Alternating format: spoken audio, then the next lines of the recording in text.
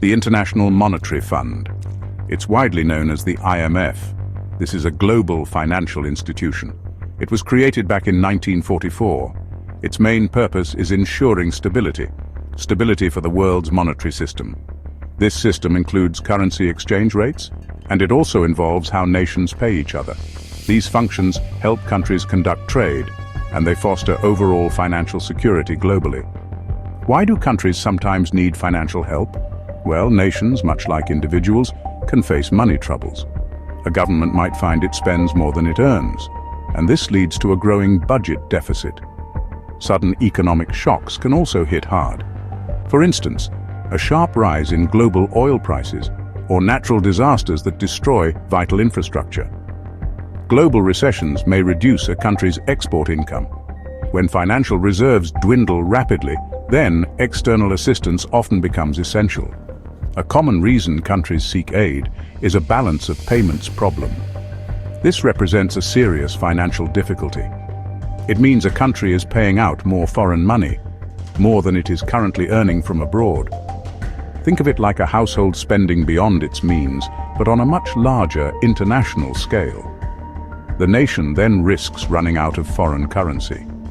These crucial reserves are needed to pay for imports, like essential food items or fuel supplies. Without sufficient reserves, a deep crisis can unfold.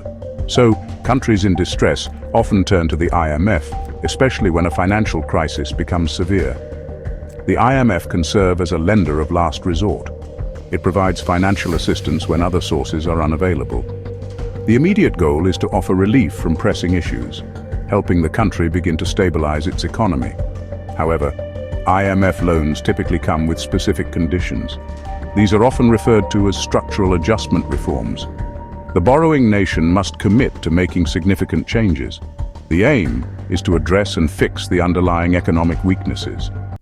Pakistan, home to over 230 million people, faces serious economic difficulties.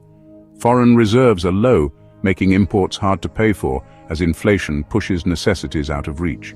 The rupee's decline impacts ordinary citizens.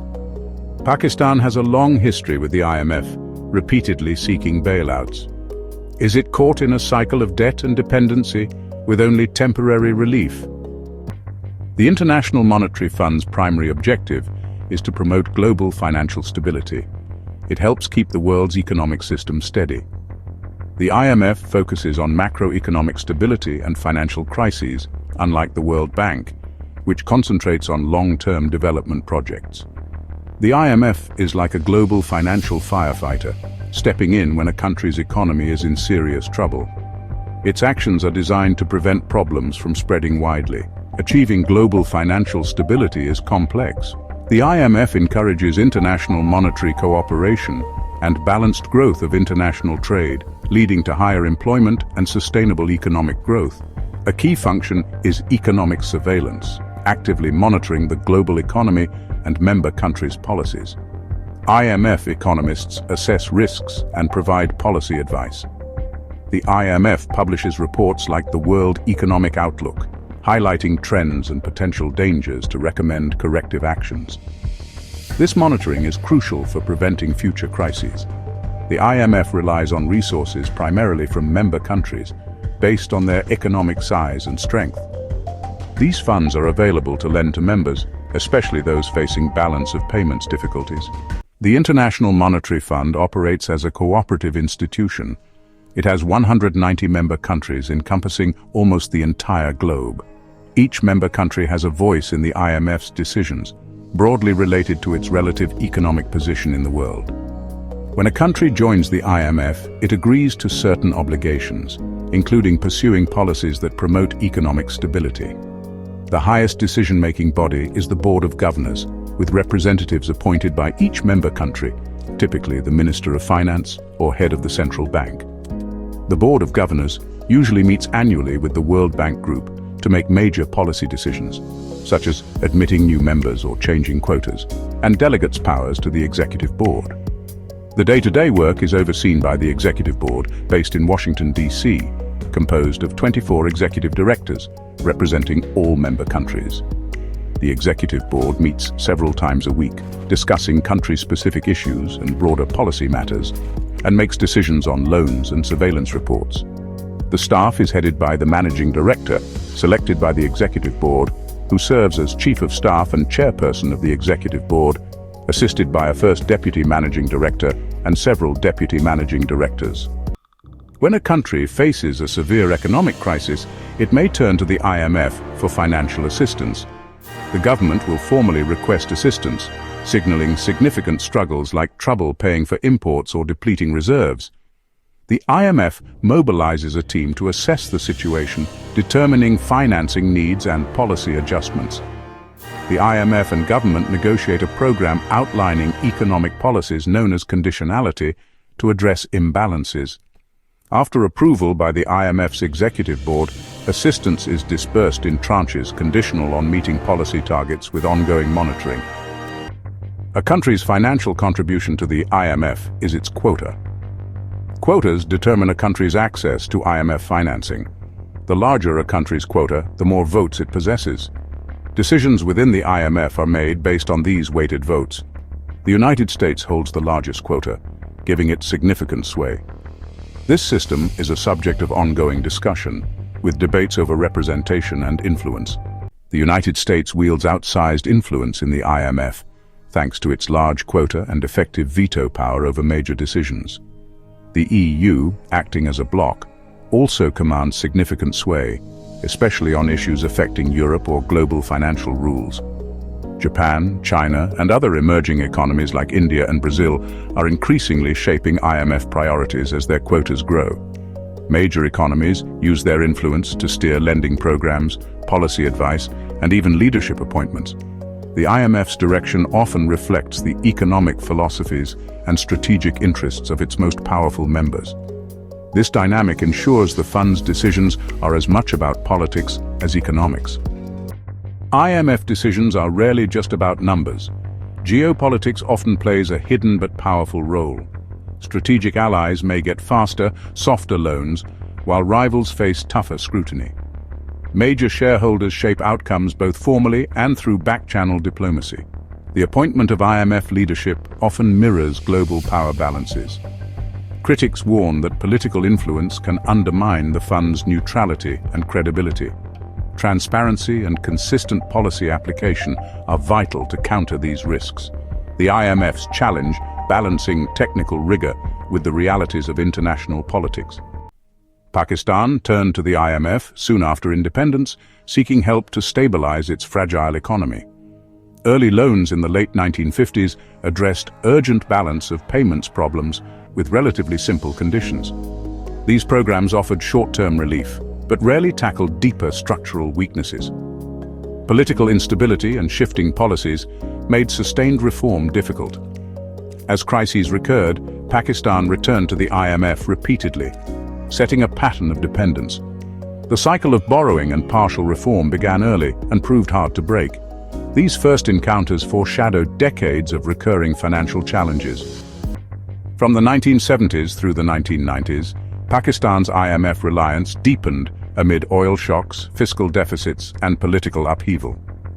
Structural adjustment programs demanded sweeping reforms: trade liberalization, privatization, and fiscal discipline.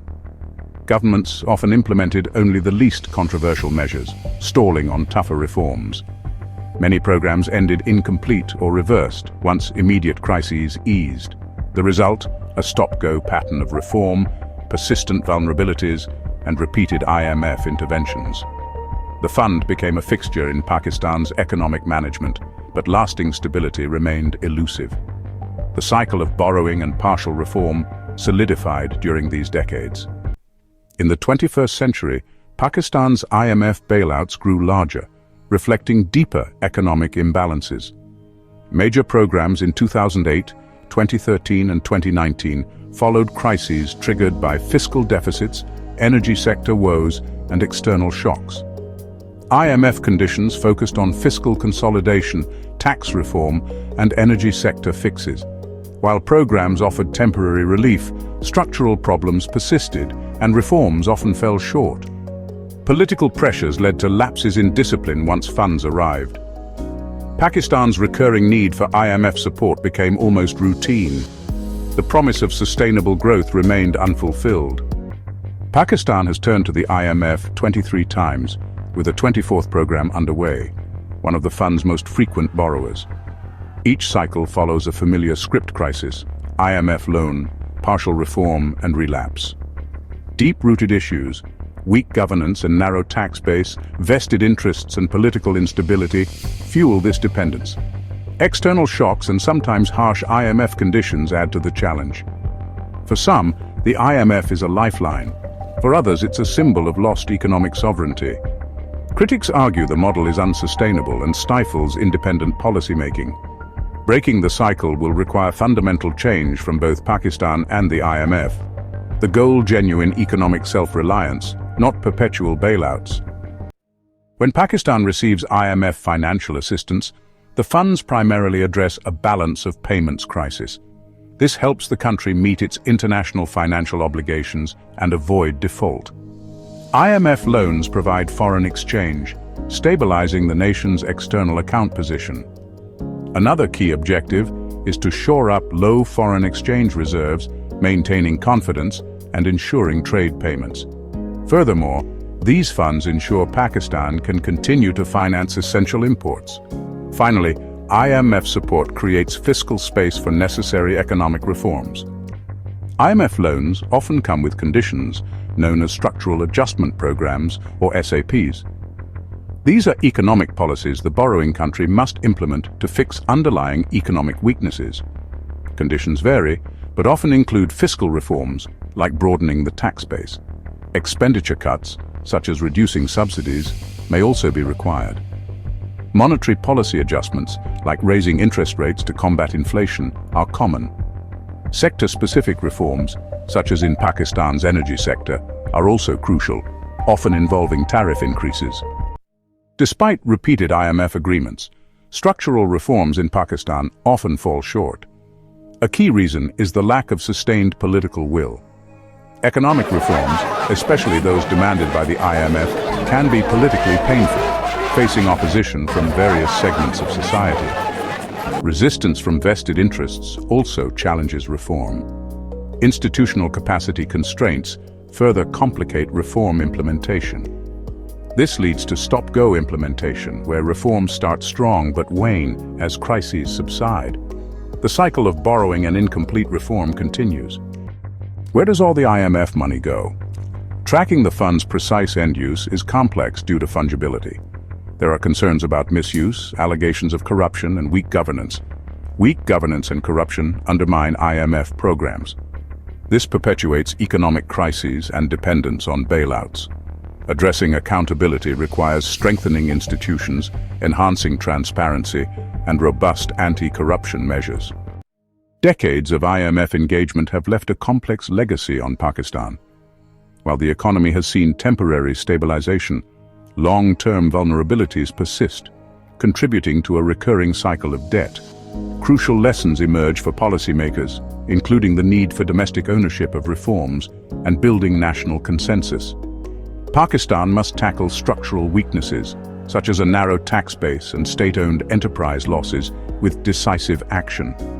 Balancing economic adjustments with social protection is vital, ensuring that austerity measures do not disproportionately affect vulnerable populations. Looking ahead, Pakistan must chart a new, sustainable economic trajectory beyond perpetual crisis management. This requires a long-term national economic vision supported across political cycles. Building independent economic institutions is essential, guiding policy based on sound principles. Political stability and policy continuity are fundamental for investor confidence. To reduce reliance on the IMF, Pakistan must strengthen its economic fundamentals. Boosting exports and attracting long-term foreign investment are crucial policy priorities. Mobilizing domestic resources through equitable taxation is vital for self-reliance. The IMF should tailor programs to Pakistan's context, with realistic timelines and capacity building. The goal is a collaborative partnership, achieving lasting economic sovereignty for Pakistan.